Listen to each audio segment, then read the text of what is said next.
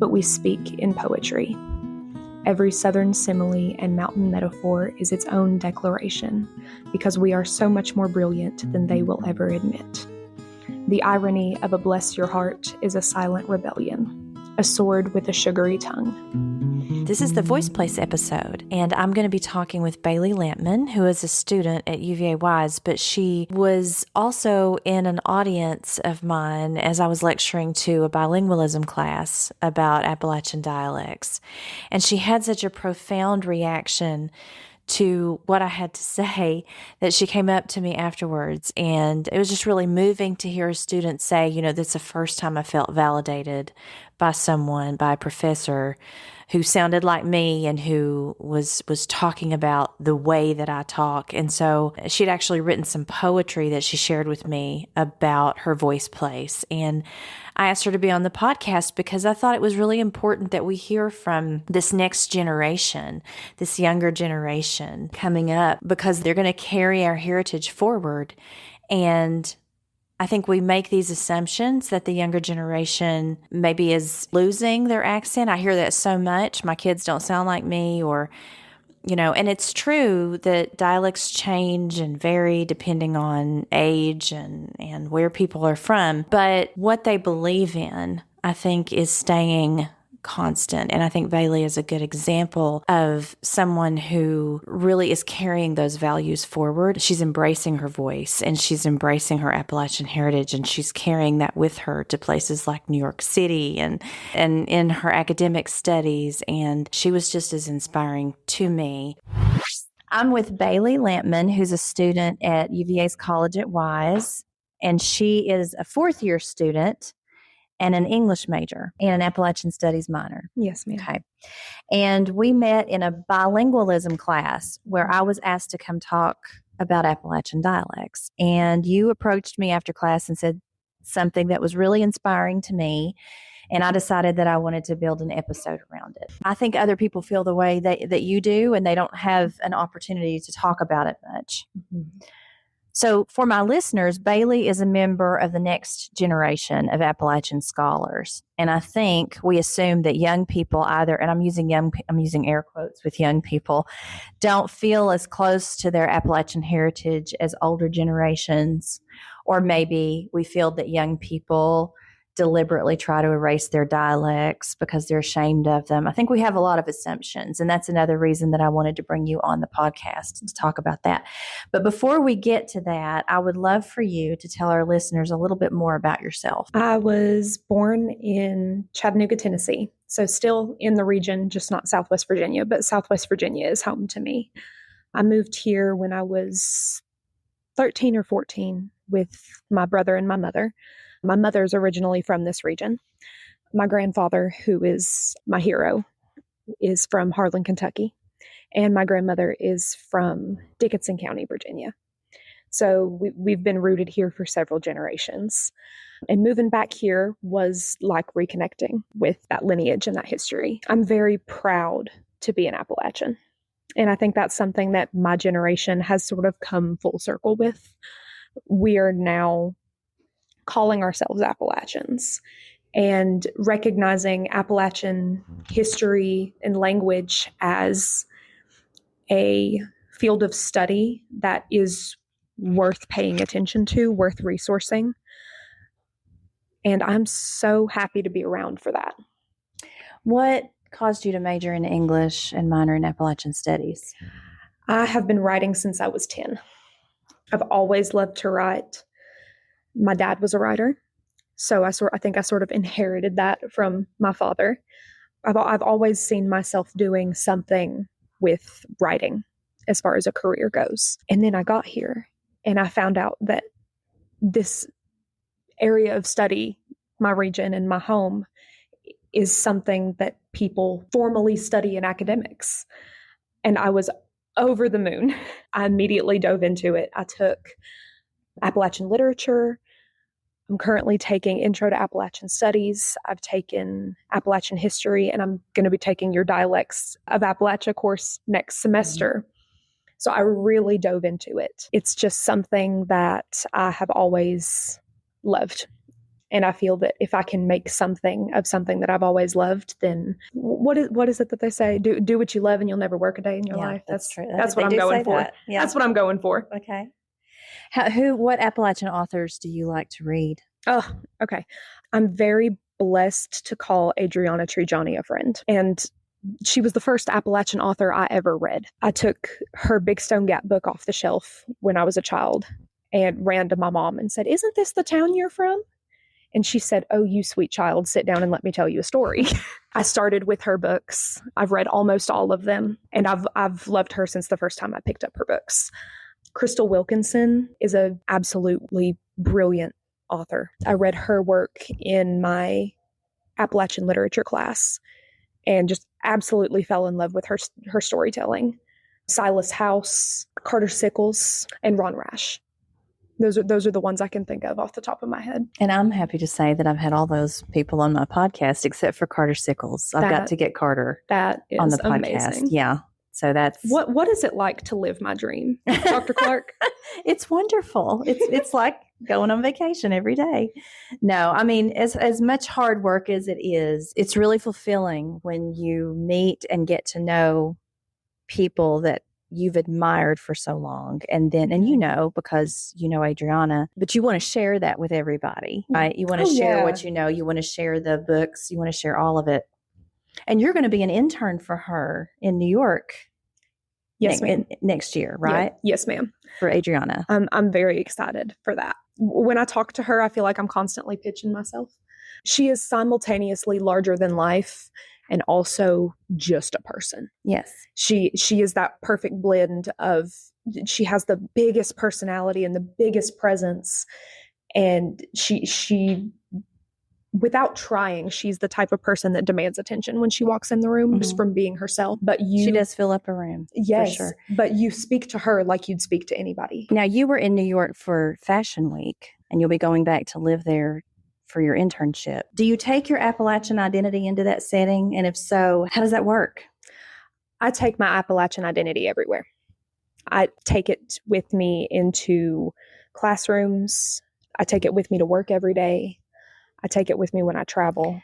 How was that received in New York during Fashion Week? You know, did anybody ask you where you were from? Did they detect any difference in your voice? Yes. So several people asked me where I was from.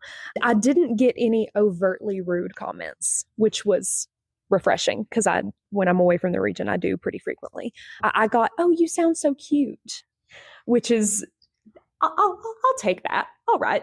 I'm very lucky that my designer that I went to model for and walked for is also an Appalachian. He also lives in this region and grew up here. And so his line mainly cycles around recycled denim, which I feel is something that sort of ties back to the region. I certainly try my best to take it with me everywhere I go because it is something that's so important to me. And I often have to remind myself not to make it smaller to make other people comfortable. That's a good point.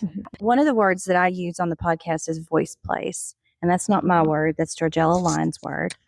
Sorry for all my listeners who hear me say this all the time, but I love the word Voiceplace because she says it's all about the people and places that shape your first voice, not the one you learned in school, but the one you use when you're around your family, your friends.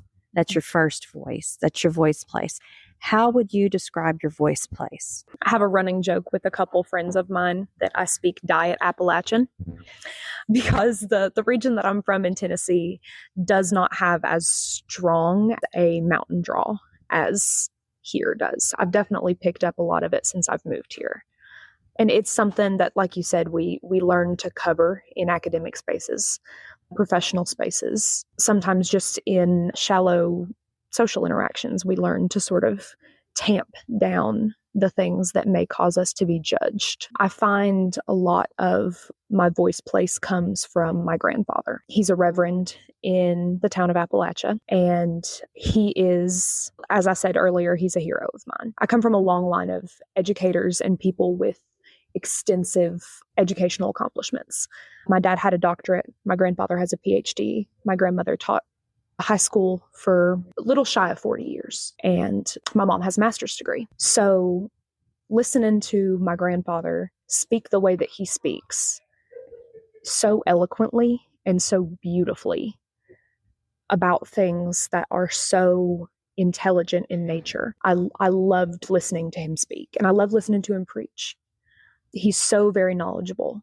Do you find yourself code switching a lot? Because I was an English major, and I know that I was very self-conscious about my accent as an English major, because it's not generally, and I'll say generally, in English programs, it's not really invited into the classroom or into your work. Unless you're doing something that's focused in Appalachia, or unless you run across a professor that tells you that your voice can be used here.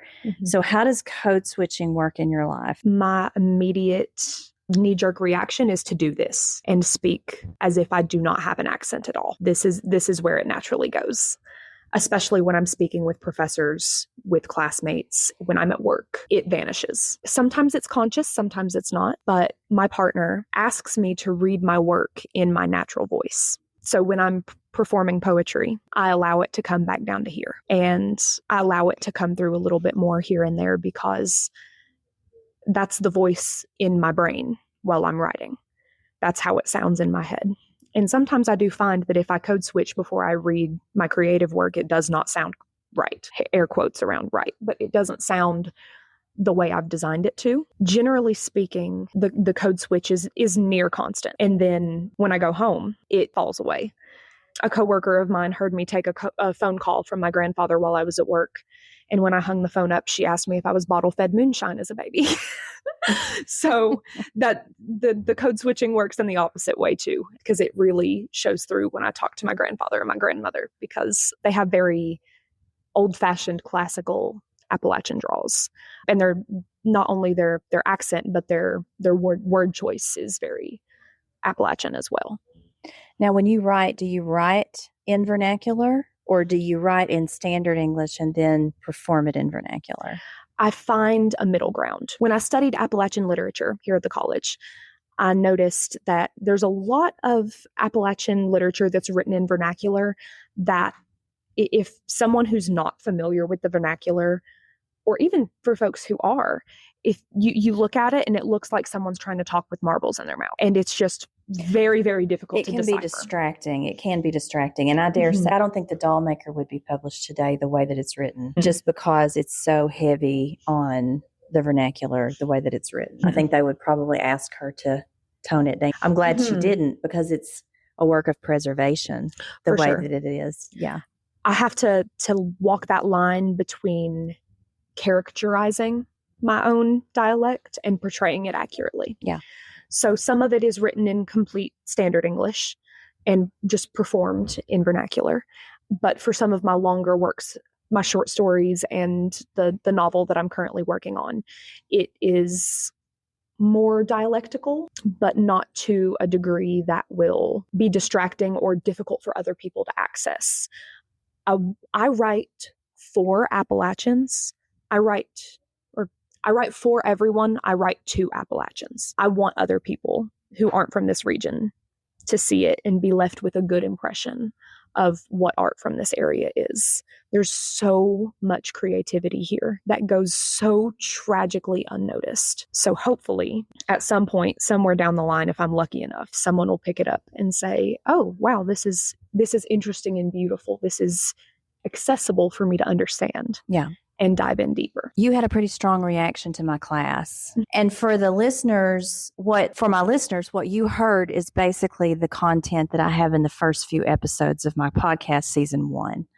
So I just lay the groundwork about where our dialects come from. And then I talk about the features, the grammar, the phonology, the words, and I go from there. And I could see your reaction. I could read your nonverbal communication, and I could see that you were about to come out of your seat several times. And then we talked afterwards. So I would like for you to talk about what was going through your mind as you were listening and what happened there. The girl who's been code switching her whole life is watching a professor give an academic presentation about why the dialect that I speak is not only acceptable, but beautiful and inherently artistic. This is why we say as people in academia, as people who want to push for representation and inclusion, this is why things are so important. Because when you can make a student, regardless of age, feel like they are noticed, and not only noticed, but to a certain degree celebrated, that is so very monumental. I had noticed as I went through my studies, even when I took my linguistics class when I first started in college, and there's that notion in linguistics that says that no language or dialect is better or worse than another. We call it standard dialect, but they all have equal value. I was like, oh, that's cool. And that's one thing. But having someone with a doctorate degree who teaches for a living get up in front of you and sound like you, that is completely on a different level. So I can be in these creative spaces and not code switch all the time. I can take this deep dive into this really specific genre, this really specific way of speaking. And that's something that I can do research on, that I can build a career on because you did it. That is so special. And I hope that every young Appalachian gets that moment. I hope that everyone who was born and raised in this region, who had been told through school, it's not lot, it's light, had their accent corrected. I hope that every one of them eventually gets to see someone who sounds like them teaching, because that is such an awe-inspiring moment. And the only reason I'm able to do it is because I had that moment with a professor too. And that professor didn't sound like me, and that professor wasn't from here, but that professor gave me permission to go home and record my grandparents and my great-grandparents and use it in a paper. And nobody had ever done that before. And that was when I said, what my grandparents and great-grandparents are saying is worthy of academic study. I can't believe it. So yeah, I think it just takes that one moment, that one professor to make you feel, or to help you get there where you need to be. So you talked about your writing, and you have a poem that you've written about this very topic, and you're going to share it with us. Yes, I would love to. A little backstory on it, just briefly. I was lucky enough to see Ron Rash here on campus. He did a presentation and a conversation with the students, and he talked about how the way that Appalachians speak is inherently literary, which is what sparked what I wrote. It's being published in Mountain Movement magazine, which is supposed to be out in December, I'm pretty sure. And that's my first publication outside of UVA-Wise. So I'm super proud of it. It's called Bless Your Heart and Other Acts of Rebellion. They call us illiterate, but we speak in poetry. Every southern simile and mountain metaphor is its own declaration, because we are so much more brilliant than they will ever admit. The irony of a bless your heart is a silent rebellion, a sword with a sugary tongue. It's how we wish you well or the absolute worst, all depending on feather delicate tone. We mountain folks love telling stories. They aren't always carried in notebooks or computer files, and most of them never see the written word. We imprint them on our hearts, in rocking chairs and hickory smoke, recipes and canning jars, sharing them like gospels. Sometimes I think that Appalachian and storyteller are really just synonyms, the same sentiment with a different shape. So yes, I see your stereotype, and I raise you a rich oral history.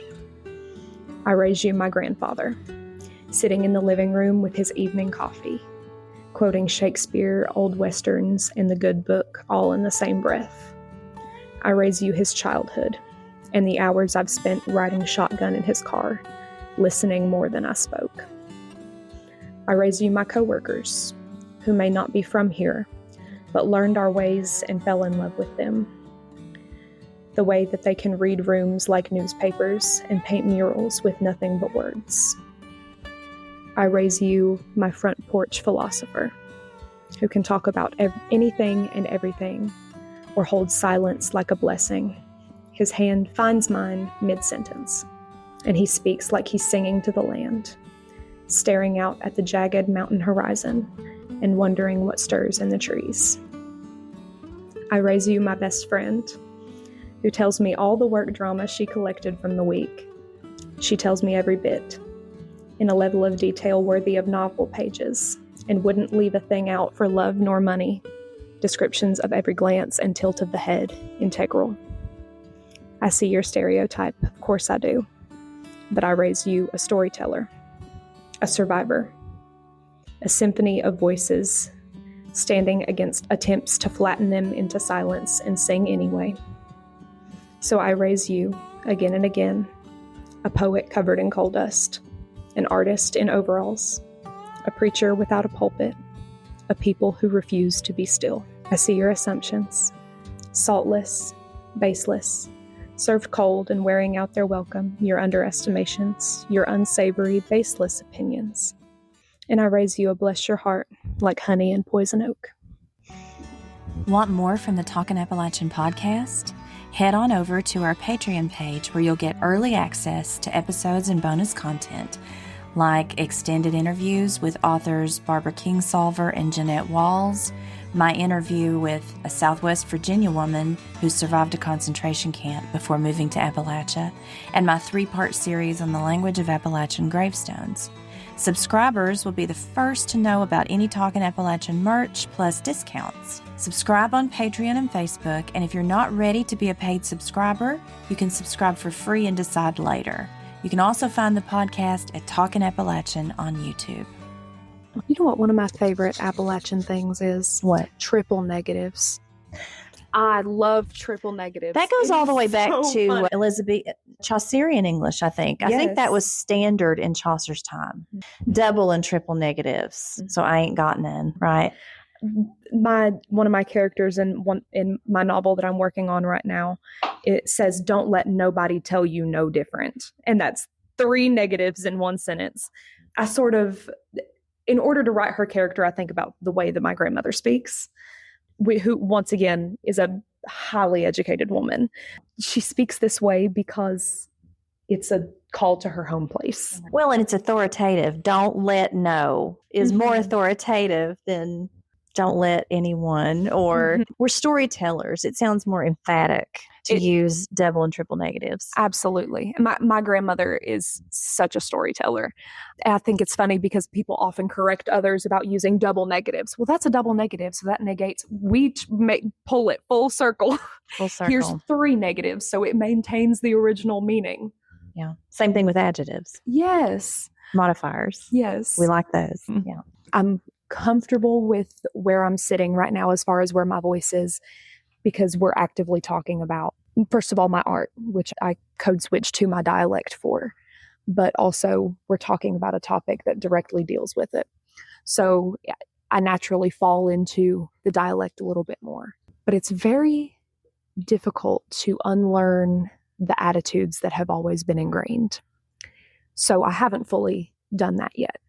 I've gotten to the point where, as a stylistic choice with my writing, I've sort of decided that Appalachian art has always been scrutinized and diminished. My dialect isn't going to make that any worse. So that's why I think I'm really comfortable with that. However, I'm still very aware of the fact that if I am out and about in New York City and someone hears me talk like this, there's a very specific idea in their head that they're going to develop about what kind of person I am, how intelligent I am. And I'm working a little bit every day on who cares, which is a hard thing to come around to decide that ultimately other people's projections of you don't really matter. And that's a journey for everybody. And that can be applied to so many things. So I haven't yet, but I'm working on it. There's a difference in code switching your grammar and code switching your accent. I code switch into standard grammar because I have to model standard grammar for my students. I can't I could. It's much harder to turn off your accent because then you sound like you're being fake. Mm-hmm.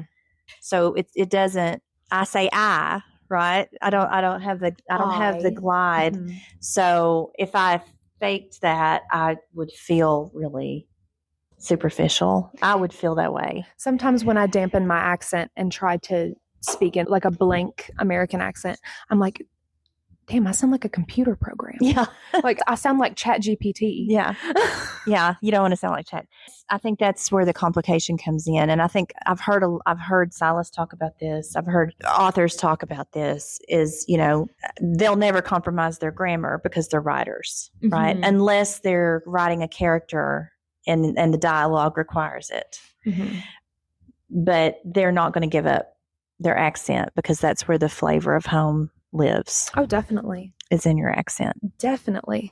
And I also really appreciate creatives, scholars, writers, whatever label you want to put there. Musicians that can code switch their grammar too. Mm-hmm. They may not really care about using precise, correct grammar at home or around certain people, but they know how to use it. Mm-hmm. That's why I think that it's really important that when we meet individuals that speak in an alternative, air quotes around that, dialect, that we don't assume that based on the way that they're speaking in that dialect, that they don't know standard English. Right, exactly. Yeah, because most of the time they're choosing to do that. Absolutely. A lot of times it's an active choice, whether it be conscious or subconscious. Mm-hmm. I sometimes find myself code switching either way, somewhat subconsciously. And it's not just in writing, in music. Sometimes vernacular dialect makes its way into music. In ballads, there will be variations of words, right? You'll see ye instead of you, for example, in ballads. So, it makes its way into all art forms. But when you sing, particularly the old songs. If you are a young Appalachian creative and you are listening, do not stop. Stop at nothing. Your voice needs to be heard. It deserves to be heard. And you are so much more talented than you have any idea. Keep writing, keep painting, keep singing, keep sculpting. Whatever you are doing, keep doing it. There will come a day that the region gets the recognition that it deserves. And when it does, so will you. Well said. Thank you. Thank you. Thank you for coming on the Talkin' Appalachian podcast today. Thank you so very much for having me, Dr. Clark. Good luck in your studies. Good luck as you develop into the Appalachian scholar that you already are. I'm glad you found your voice and that you feel validated in that voice. Oh, don't make me cry here. Okay, so this is the segment where I'm sharing with you some of the listener responses that I've received.